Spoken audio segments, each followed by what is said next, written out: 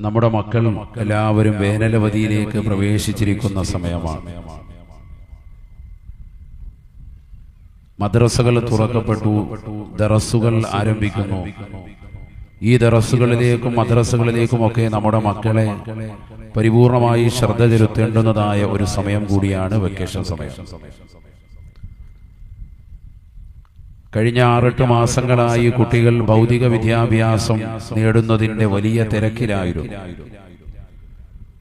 ആ കുട്ടികളെ മാനസികമാകുന്ന ഉല്ലാസത്തിന് വേണ്ടിയും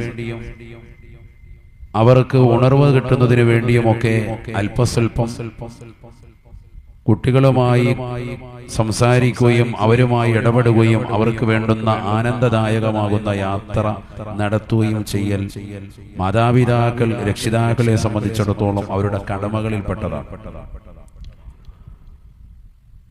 അങ്ങനെയുള്ള യാത്രകൾ നമുക്ക് അനിവാര്യമാണ്.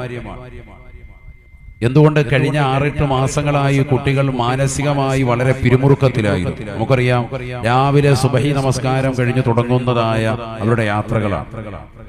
പലപ്പോഴും ഇന്ന് രാവിലത്തെ പ്രഭാതത്തിലുള്ള മദ്രസകളിൽ കുട്ടികൾ കൃത്യമായി ഭാഗവാക്കാകുന്നില്ല. ഇത് വസ്തുതയാണ്.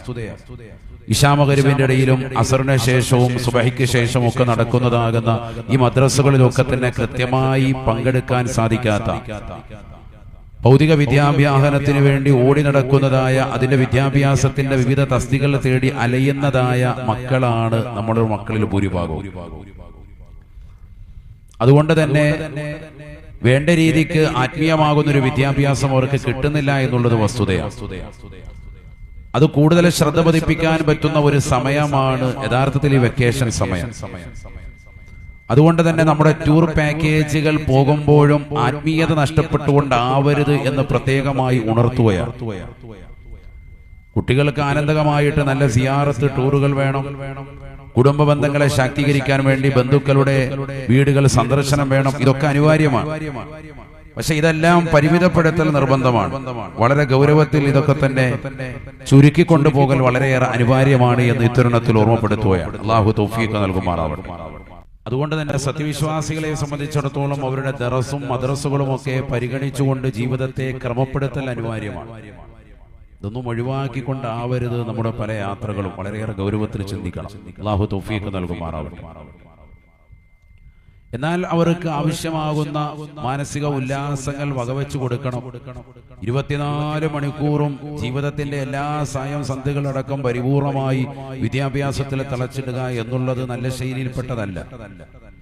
അല്പസ്വല്പമൊക്കെ എല്ലാ ദിവസങ്ങളിലും അവർക്ക് കളികൾക്ക് വേണ്ടിയും അവരുമായി സംവദിക്കുന്നതിന് വേണ്ടിയും മാതാപിതാക്കൾ സമയം കണ്ടെത്തണമെന്ന് പരിശുദ്ധ ഇസ്ലാം വളരെ ശക്തമായി നമ്മളോട് നിഷ്കർഷിച്ചിരിക്കുകയാണ്. അത് വളരെ നമ്മൾ ശ്രദ്ധിക്കേണ്ട വസ്തുതയാണ്.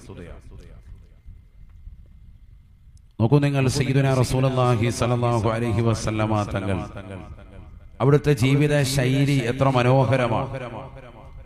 ആദ്യമായി നമ്മൾ തുടങ്ങേണ്ടത് പ്രവാചകരുടെ ജീവിത രീതിയിൽ നിന്നാവണം. ഇവിടെ അടക്കം ചെയ്തിരിക്കുന്നതാകുന്ന മഹാനുഭാവനടക്കം ലോകത്തിന്റെ മെമ്പാടുമുള്ള ഔലിയാക്കൾ, അഖ്താബുകൾ, ഔതാദുകൾ, അബ്ദാലുകൾ, ഇവരൊക്കെ തന്നെ മഹത്തുക്കൾ റളിയല്ലാഹു അൻഹും, അവരൊക്കെ തന്നെ പ്രവാചകർ സ്വല്ലല്ലാഹു അലൈഹി വസല്ലമ തങ്ങളുടെ തിരുസുന്നത്തുകളെ പരിപൂർണമായി അനുധാവനം ചെയ്തവരാണ്. ഒന്നാമതായി നമുക്ക് കുടുംബങ്ങളുമായി ചേർന്ന് നിൽക്കാൻ കിട്ടുന്ന ഒരു അവസരമാണ് ഈ വെക്കേഷൻ സമയം. കാരണം കുട്ടികൾ പകൽ സമയം മുഴുവനും ഒരുപക്ഷെ നമ്മളോടൊപ്പം ഉണ്ടാകും. മദ്രസകൾ കുറഞ്ഞ മണിക്കൂറുകൾ കഴിഞ്ഞാൽ ബാക്കിയുള്ള സമയം രക്ഷിതാക്കളോടൊപ്പമാണ്. അതുകൊണ്ട് തന്നെ ആ കിട്ടുന്ന സമയം അവരുമായി കൂടുതൽ സംസാരിക്കുവാൻ, കൂടുതൽ ബന്ധങ്ങൾ ഒന്നുകൂടി ശാക്തീകരിക്കുവാൻ മാതാപിതാക്കൾ ബദ്ധശ്രദ്ധ പതിപ്പിക്കണം. അല്ലാഹു